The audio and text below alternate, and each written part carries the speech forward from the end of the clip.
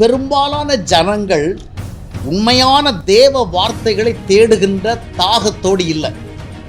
அதுபோல பெரும்பாலான தேவ ஊழியர்கள் ஜனங்களுக்கு தேவையான தேவ வார்த்தைகளை கொடுக்கின்ற ஆவிக்குரிய நிலைமையில இல்லை.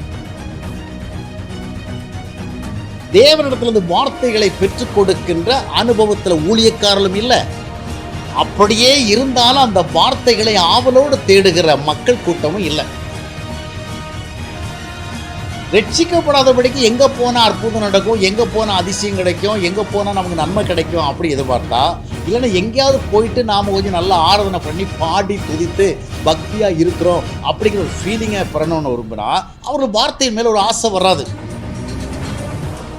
இன்றைய திருச்சபைகளுக்குள்ள இல்லைன்னா கிறிஸ்தவ கூட்டங்களுக்குள்ள கிறிஸ்தவ மக்கள் கொடுக்கிற இடத்துல ஊழியக்காரங்க ஜனங்களை பரவசப்படுத்துறதுக்கு சந்தோஷப்படுறதுக்கு சில விஷயங்களை கொண்டு வராங்க. என்ன கொண்டு வராங்க? ஏன் நடனங்கள் சபையில் வந்தது? ஏன் இந்த பரவச ஆராதனைகள் மேற்கொண்டிருக்கு? ஏன் இந்த பாடல்களே இன்றைக்கு திருச்சபைகளுக்கு மிகப்பெரிய ஆவிக்குரிய அனுபவம் மாறிவிட்டது? எந்த ஒரு ஊழியக்காரராக இருந்தாலும் சரி, போதகரோ சுவிசேஷகரோ எந்த லெவலில் இருந்தாலும் அவர்கள் ஜனங்களை சந்திக்க வருகிற பொழுது தேவ வார்த்தைகளை பெற்றுக்கொண்ட அனுபவத்தோடு வர வேண்டும். இரண்டாவது, தேவனை அறிகின்ற அறிவை பெற்றவர்களாக ஜனங்களிடத்தில் வர வேண்டும். 2 தீமோத்தேயு 1:12 வாசிக்கும் பொழுது, நான் விசுவாசிக்கிறவர் இன்னார் என்று அறிவேன்.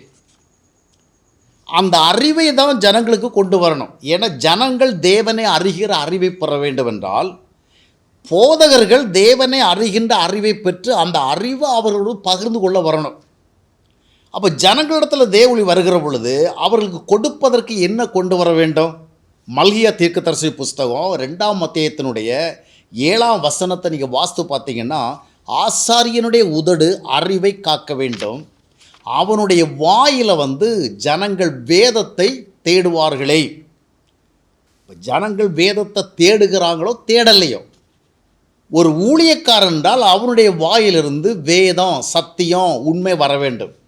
அப்படியானால் அவன் தேவனை அறிந்த அறிவை உடையவனாக இருக்க வேண்டும். அவன் தேவனுடைய வார்த்தைகளை பெற்றுக்கொண்டு கொடுக்கிறவனாக இருக்க வேண்டும். பவுல் அப்போஸ்தலன் சொல்லுகிற பொழுது சொல்லுவார், உங்களிடத்தில் வருகிற பொழுது நான் சுவிசேஷத்தின் சம்பூர்ணத்தோடு வருவேன். ஆக தேவ ஊழியக்காரங்க வார்த்தை கொண்டு வரணும். 2 தீமோத்தேயு 3ஆம் அத்தியாயத்தினுடைய 16வது வசனத்தை வாஸ்து பார்க்கும் பொழுது, வேத வார்த்தைகள் வேத வாக்கியங்கள் வேதாகமத்தை வாசித்து அறிந்து அந்த அறிவு, தேவனோடு நெருங்கி வாழ்ந்து அந்த அறிவு. ஏனால் வேத வாக்கியங்களெல்லாம் தேவ ஆவியால் அருளப்பட்டிருக்கிறது. தேவனுடைய மனுஷன் தேறினவனாகவும் எந்த நற்கிரியும் செய்ய தகுதியுள்ளவனாக இருக்கும்படியாக அப்படின்னு தொடர்ந்து எழுதுகிறார். அப்போ வேத வார்த்தைகளோடு ஊழியக்காரன் வர வேண்டும். 1 தீமோத்தேயு 3ஆம் அத்தியாயம் 2ஆம் வசனத்தை வாஸ்து பார்த்தீங்கன்னா, கண்காணி, அதாவது ஒரு பாஸ்டர், ஒரு ஜனங்களை நடத்துகிறவர். அவர் யாராக இருக்கணும்னா, he must be very smart in teaching and preaching. அவன் போதக சமர்த்தனாக இருக்கணும். எதை போதிக்கிறது?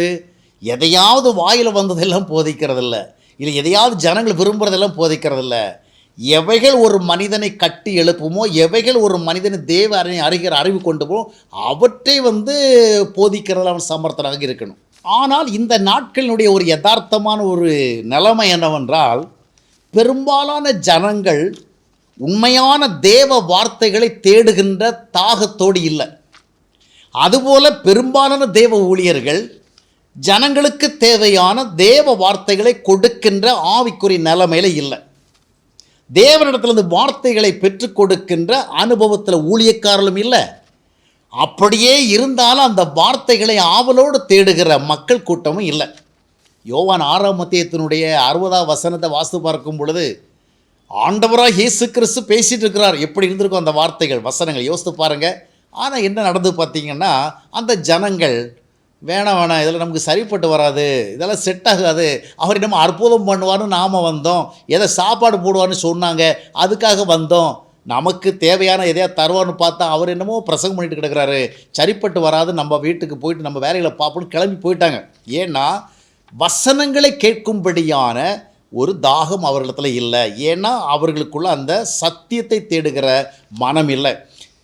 விசுவாசிகள் முதலாவது ரட்சிக்கப்பட்டிருக்கணும். ரட்சிக்கப்படாதபடிக்கு எங்கே போனால் அற்புதம் நடக்கும், எங்கே போனால் அதிசயம் கிடைக்கும், எங்கே போனால் நமக்கு நன்மை கிடைக்கும் அப்படி எதிர்பார்த்தா, இல்லைன்னா எங்கேயாவது போயிட்டு நாம் கொஞ்சம் நல்லா ஆராதனை பண்ணி பாடி துதித்து பக்தியாக இருக்கிறோம் அப்படிங்கிற ஒரு ஃபீலிங்கை பெறணும்னு விரும்பினா அவர் வார்த்தையின் மேலே ஒரு ஆசை வராது. உண்மையான தேவ வார்த்தை கேட்கும்போது தாகம் இருக்குது. அதனால் இன்றைக்கு தேவ வார்த்தைகளை தேடுகிற மக்களும் இல்லை. இப்போ யூடியூப்பில் பார்த்தா, இன்ஸ்டாகிராமில் பார்த்தா, ஃபேஸ்புக்கில் பார்த்தா, சோசியல் மீடியாஸில் பார்த்தா கிறிஸ்தவர்கள் அதிகமாக கிறிஸ்தவ சேனல்குள்ளே போகிறாங்கன்னா எந்த மாதிரி சேனலில் போகிறாங்க, எதை கேட்குறாங்கன்னா விசுவாசத்தில் கட்டுகிறதையோ, பரிசுத்தத்தில் கட்டுகிறதையோ, இல்லை ஆவிக்குரிய நல்ல குணங்களை கட்டுகிறதையோ, தேவனை அறிகிற அறிவில் கட்டுகிற அந்த மாதிரி செய்திகளை அநேகர் போகிறதே இல்லை. அவர்களுக்கு கிறிஸ்தவ சேனல்களுக்கு பொழுதுபோக்கும் தன்மையுடைய ஏதாவது கிடைக்குதா அதைத்தான் போகிறாங்க. அதனால் அந்த மாதிரி சில ஸ்டஃப் கொடுக்கும் பொழுது, சில கண்டென்ட்ஸ் கொடுக்கும் பொழுது நிறைய பேர் பார்க்குறாங்க. ரசிக்கும்படியான ஒரு பாடல் வரட்டும், இல்லை ருசிக்கும்படியாக ஏதோ ஒரு சம்பவத்தை சொல்லட்டும், இல்லைன்னா ஒரு பரபரப்பாக நியூஸை கொண்டு வரட்டும், இல்லைன்னு சொன்னால் கொஞ்ச நேரம் ஒரு வித்தியாசமான ஒரு த்ரில்லிங்கோட கேட்கும்படியான ஏதாவது செய்தி அதை கேட்பாங்க. அப்போ யூடியூப்பில் கூட நீங்கள் பார்த்துருப்பீங்க, அந்த நிகழ்ச்சியில் பார்க்கும்போது லேக்ஸ்க்கு கூட வியூஸ் ஓடும்.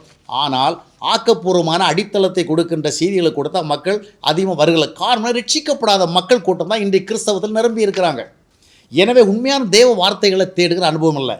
இதனுடைய விளைவாக இன்றைக்கு பார்க்கும் பொழுது நான் உங்களுக்கு ஏற்கனவே சொன்னேன், ஒருபுறம் தேவனுடைய வார்த்தைகளை தாகத்தோடு கேட்கிற இருதயமுடைய மக்கள் இல்லை, சத்திய ஆவியானவரை பெற்றுக்கொண்ட மக்கள் இல்லை. சத்திய ஆவியானவரை பெற்றுக்கொண்டா யோவான் 16:13 சொல்லப்பட்டபடி சத்திய ஆவியானவர் உங்களை சகல சத்தியத்துக்குள் நடத்துவார். அப்படிப்பட்டவங்களுக்கு சத்தியத்தை அறிகிற அறிவு இருக்கும், சத்தியத்தை தேடுகிற தேட்டம் இருக்கும். அது இல்லை. அதனால் தேவ வார்த்தைகளை பெறாத ஊழியல் ஒரு பக்கம், தேவ வார்த்தைகளை விரும்பாத ஜனங்கள் ஒரு பக்கம். அதனால் இன்றைய திருச்சபைகளுக்குள்ள, இல்லைன்னா கிறிஸ்தவ கூட்டங்களுக்குள்ள, கிறிஸ்தவ மக்கள் கூடுகிற இடத்துல ஊழியக்காரங்க என்ன கொண்டு வராங்கன்னா, ஜனங்களை பரவசப்படுத்துறதுக்கு, சந்தோஷப்படுறதுக்கு சில விஷயங்களை கொண்டு வராங்க. என்ன கொண்டு வராங்க? இப்போ அதிகமாக ப்ரீடாமினண்ட்டாக இருக்கிறது நடனங்கள், பரவச ஆராதனைகள், அதுபோல் நிறைய, அதாவது ஒரு த்ரில்லிங்கான ஸ்டோரிஸ், நிறைய கதைகள், அது மட்டுமல்ல நிறைய கற்பனை சம்பவங்கள், தரிசனங்கள், வெளிப்பாடுகள், இந்த மாதிரி. அது மட்டுமல்ல இப்போது சமகாலத்தில் பார்த்திங்கன்னா காமெடித்தனமாக பேசுகிறது. ஜனங்கள் கேட்கும் பொழுது ரொம்ப ஒரு நகைச்சுவை அரங்கத்தில் இருந்து நகைச்சுவை நிகழ்ச்சிகளை கேட்குற போல் ஒரு செய்தி. அதனால் இப்போ பார்த்தீங்கன்னா எப்போ வருகிற ஸ்பீக்கர்ஸ், ப்ரீச்சர்ஸ் எல்லாம் கூடி இருக்கிறவங்கள எப்படி சேரப் பண்ணுறது, எப்படி அவங்கள கலகலப்பாக்குறது, பரவசப்படுத்துறது, சந்தோஷப்படுத்துறது, ஒரு த்ரில்லிங்கை கொடுக்கறது, எப்படி மனநிலை எழுச்சியாக இருக்க வைக்கிறது, அந்த மாதிரி தான் யோசிக்கிறாங்க. இப்போ நிறைய பேர் என்ன சொல்கிறாங்கன்னா, என்னங்க இந்த நடனங்கள், இந்த பரவச நிகழ்ச்சிகள், இந்த கதை சொல்லுகிற காரியங்கள், இந்த ஆடல்கள், பாடல்கள், ஒரு விதமான காட்சிகள்லாம் திருச்சபைகளை வந்துட்டதே. காரணம் என்ன? ஊழியக்காரங்க ஏன் இந்த மாதிரி வருகிறாங்க? இங்கே இந்த மாதிரிலாம் ஆடலாமா? இந்த மாதிரிலாம் நீங்கள் சினிமாக்காரன் காமெடி பண்ணுற மாதிரி மேடைகள் பண்ணலாமா? ஜனங்களை உணர்ச்சி வசப்படுத்துகிறதுலையே கவனத்தை செலுத்தி உண்மையான வார்த்தைகளை விதைக்காமல் இருக்கலாமா அப்படின்னு கேட்பாங்க. ஆனால் இதில் ஒரே ஒரு உண்மை நீங்கள் புரிஞ்சுக்கணும், அதுதான் இந்த செய்தியினுடைய சாராம்சம். ஏன் நடனங்கள் சபையில் வந்தது? ஏன் இந்த பரவச ஆராதனைகள் இப்பொழுது அதிகமாக இடம்பெற்றிருக்கு, அதாவது மேற்கொண்டிருக்கு? ஏன் இந்த பாடல்களே இன்றைக்கு திருச்சபைகளுக்கு மிகப்பெரிய ஆவிக்குரிய அனுபவம் மாறிவிட்டது? ஏன் இந்த காமெடி பிரசங்கங்களும் காமெடி போதகர்களுடைய இந்த நிகழ்ச்சிகளும் அதிகமாக சபைகள் வந்திருக்குன்னா, ஊழியக்காரங்கக்கிட்ட உண்மையான தேவ வார்த்தை இல்லை, அவுட் ஆஃப் ஸ்டாக். அவர்களிடத்தில் தேவனை அறிந்த அறிவின் அனுபவம் இல்லை, தேவனது வார்த்தைகளை கொண்டு வரல. அதாவது சொல்லுவாங்கல்ல, பானையில் இருந்தால் தான் அகப்பையில் வரும். வெறும் பானைக்குள்ளே அகப்பை விட்டு வரணும்னு எதிர்பார்த்தா வருமா? வராது. இப்போ நிறைய ஊழியக்காரங்கள் நடனங்களோடு பழகியிருக்கிறாங்க, பாடல்களோடு பழகியிருக்கிறாங்க, பரவசமாக சில காரியங்களை செய்கிறோடு பழகியிருக்கிறாங்க, நவநாகரிகமாக நிறைய நிகழ்ச்சிகள் நடத்தி காட்டுகிற அனுபவங்களை பழகியிருக்கிறாங்க, நகைச்சுவையாக பேச பழகியிருக்கிறாங்க, நடித்து காட்டுகிற நாடக நிகழ்ச்சி போல் நிறைய காரியங்கள் செய்ய பழகிறாங்க. என்னைக்கோ கூடி வருகிற ஜனங்களை அவங்க அந்த பெர்ஃபார்மன்ஸ் பண்ணுறவங்கள அவங்கள சந்தோஷப்படுத்துகிறாங்க. இது ஏன் நடக்கு தெரியுமா? இவங்கக்கிட்ட இருக்கிறது இதுதான். நடனம் தான் இருக்குது, ஆடுறாங்க, பாட்டு தான் இருக்குது, பாடுறாங்க, காமெடி தான் இருக்குது, காமெடியை பண்ணுறாங்க, நாடகம் நடித்து காட்ட தான் தெரியுது, நாடகத்தை நடத்துகிறாங்க. சத்தியம் இருந்தால் அதுதான் முதல்ல வரும்.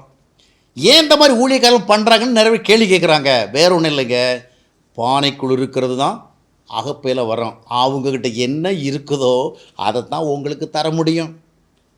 இன்றைக்கி பரிதாபம் என்ன, ஒரு புறம் உண்மையான தேவ வார்த்தைகளை கேட்குற மக்கள் கூட்டம் இல்லாத காரணத்தினால இவங்க இந்த மாதிரி கொண்டு கொடுக்கிற பிரயோஜனமற்ற காரியங்கள் அவர்களுக்கு கொஞ்ச நேரம் வேடிக்கை நிகழ்ச்சியாக, பொழுதுபோக்கு நிகழ்ச்சியாக இருக்கிறது. அடித்தளம் சத்தியம் ஊழியக்காரத்தில் இல்லை. தேவனை அறிகிற அறிவு இல்லை. தேவனை அறிகிற அறிவு இருந்தால் ஊழியக்காரன் ஜனங்களை சிரிக்க வைத்து கொண்டே முழு நேரத்தையும் செலவு பண்ண மாட்டான். ஜனங்களுக்கு ரொம்ப நடித்து காட்டிக்கொண்டே இருக்க மாட்டான். எப்பொழுதும் அவர்களை ஏதாவது ஒரு கதையை சொல்லி உணர்ச்சி வசப்படுத்துறதுலே கவனத்தை செலுத்தி கொண்டு இருக்க மாட்டான். ஏன்னா அவங்ககிட்ட சரக்கு இருக்கும், சத்தியம் இருக்கும். அந்த சத்தியத்தை கொண்டு வருவான், வார்த்தையை கொண்டு வருவான், அனுபவத்தை கொண்டு வருவான். அது இல்லைங்க, அதில் அவங்க பேங்க்ரப்ட் ஆகிட்டாங்க. சத்தியம் இருந்தால் அது வந்திருக்கும். அதனால் எந்த ஊழியக்காரர்கள்ட்டையும் நீங்கள் இதை இப்படி கேட்கக்கூடாது. நீங்கள் ஏன் இந்த மாதிரி நடனங்களையும் பாட்டுகளையும் பரவசப்படுத்துகிற செயல்களையும் இந்த காமெடித்தனங்களையுமே கொண்டுமே உங்கள் வேலையை முடிச்சிடுறீங்க. சத்தியத்தை பேசக்கூடாதுடா. சத்தியம் இருந்தாதானையா பேச முடியும். வார்த்தையை பெற்றுக்கொண்டாதானே கொடுக்க முடியும். தேவனை அறிகிற அறிவு இருந்தால் தானே செய்ய முடியும். நம்முடைய ஜனங்களுக்கு ஆன்மீகங்கிறது ஏதோ கொஞ்ச நேரம் கலகலப்பாக சில காரியங்களை கேட்குறதும் பார்க்குறதான். அதை இவங்க செய்கிறாங்க. அது உலகத்துக்குரிய காரியம். இதனால் உண்மையான ஆவிக்குரிய அனுபவம் நடைபெறாது. எனவே விழிப்புணர்வு உடையவளாக இருப்போம். முதலாவது நாம் ரட்சிக்கப்பட்டு தேவ வார்த்தைகளை தேடுகிற ஆர்வத்தோடு இருந்தால் இந்த நடனங்களோடும் இந்த பரவச நிகழ்ச்சிகளோடும் இந்த நாடகங்களோடும் இந்த நகைச்சுவை நடிப்புகளோடும் நாம் திருப்தி அடைய மாட்டோம். வார்த்தை வார்த்தை வார்த்தைன்னு எதிர்பார்ப்போம். அப்படிப்பட்ட தாகமுடையவர்களுக்கு ஆண்டவர் வார்த்தை தர வல்லவராக இருக்கிறார். ஊழியர்கள் ஏன் நடனங்களையே தன்னுடைய ஊழியத்தினுடைய மிக முக்கிய இடத்துல வைத்திருக்கிறாங்கன்னா அவர்களிடத்தில் சத்தியம் இல்லை. ஊழியர்கள் ஏன் ஆராதனைகளையே முதலிடத்தில் வைத்து ஜனங்களை பரவசப்படுத்துறதிலே கவனம் செல்ல அவர்களிடத்தில் சத்தியம் இல்லை. அவர்களிடத்தில் இருக்கிறதா அவங்க கொடுக்குறாங்க. ஊழியர்கள் ஏன் முழு பிரசங்க நேரங்களையும் நகைச்சுவைகளிலும் காமெடித்தனங்களிலும் அவர்களை கொஞ்ச நேரம் சந்தோஷப்படுத்துகிற அந்த மேடை நாடக நிகழ்ச்சியிலையும் சிலர்னா அவர்களிடத்தில் சத்தியம் இல்லை. இருக்கிறதா அவங்க கொடுக்க முடியும். நீங்கள் தான் ரட்சிக்கப்பட்டவர்களாக மாறி மனம் திரும்பி தேவாவியை பெற்று சத்தியாவியை பெற்று அந்த தாகத்தோடு சங்கீதம் 42 தாவி சொன்னபடி மானானது நீரர்களை வாஞ்சித்து கதறுவது போல வார்த்தைகள் கதறினா ஆண்டு உங்களுக்கு வார்த்தைகளை கொடுப்பார், சந்திப்பார், உங்களை ஆசீர்வதிப்பார். நீங்கள் கட்டப்படுவீர்கள், நீங்கள் எழும்புவீர்கள், பிரகாசிப்பீர்கள், நீங்கள் ஆசீர்வாதமாக வாழ்வீர்கள்.